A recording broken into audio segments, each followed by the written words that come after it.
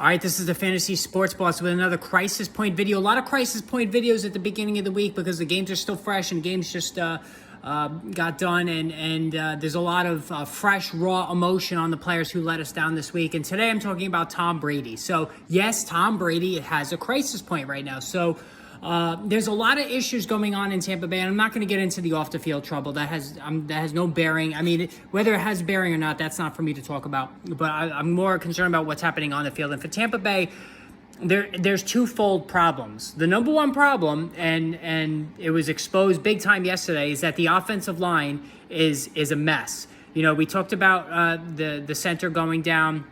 They're all per center. Ryan Jensen going down in the preseason with a season-ending injury. Tristan Wirfs has been beat up. They lost another guard for the season during the preseason as well. The interior of the line is beat up, and that's where Brady has the most problems. If you look back, when the Giants beat the Patriots both times in a Super Bowl, it was because the Giants got pressure up the middle, and that's the kind of pressure that Brady struggles with the most, right up the middle, because he doesn't move well, and that's the kind of pressure he's been feeling. And that's, you know, he dealt with that all day yesterday against, I should say 2 days ago, since I'm posting this on Tuesday, against the New Orleans Saints. So, you know, right now, so far this season, 59% completion rate, 2 passing touchdowns and 1 interception this season through 2 games. Very un-Brady-like numbers. And this is a Tampa Bay offense that, on paper, was supposed to be one of the most prolific passing offenses in the entire NFL. You know, not only do they have Mike Evans, Chris Godwin as well, Julio Jones, Russell Gage, Leonard Fournette out of the backfield. Those are 5 supreme pass catchers at their disposal. Well, unfortunately, injuries hit.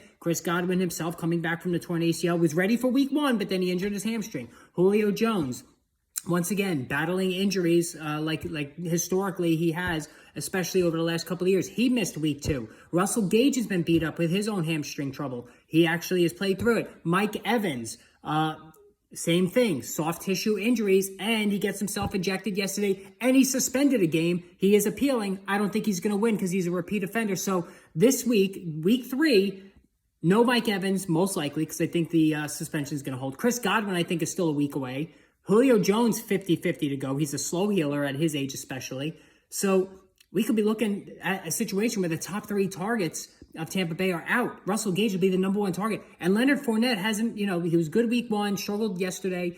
They're going to have to rely on him heavily. And if they're relying on Fournette, they're not throwing the ball. And since the interior of the line is struggling, it's a little dicey right now for Brady. So if you're a Tom Brady owner, you probably didn't have a backup, because Brady, especially in shallower leagues and non-superflex leagues, he's very durable. You don't really have to worry about a backup with Brady. But now I think you might want to entertain the idea of seeing if a Derek Carr is available on your waiver wire. You check for Kirk Cousins, although I don't think he's available. You got even Trevor Lawrence. I mean, Lawrence has been playing good. You got Carson Wentz, perfect example. Carson Wentz very well might be there. He's been lighting it up the first few weeks. And honestly, at this point, this week, I would start Carson Wentz over Tom Brady. Bite my own tongue for sure. I know I've been hard on Carson Wentz, but the Tampa Bay offense is a mess. The line is a mess. They're giving up sacks left and right. Carson Wentz has been hot. There's better options out there, at least in the short term. I think the Tampa Bay offense is going to be fine down the road when they get their players back.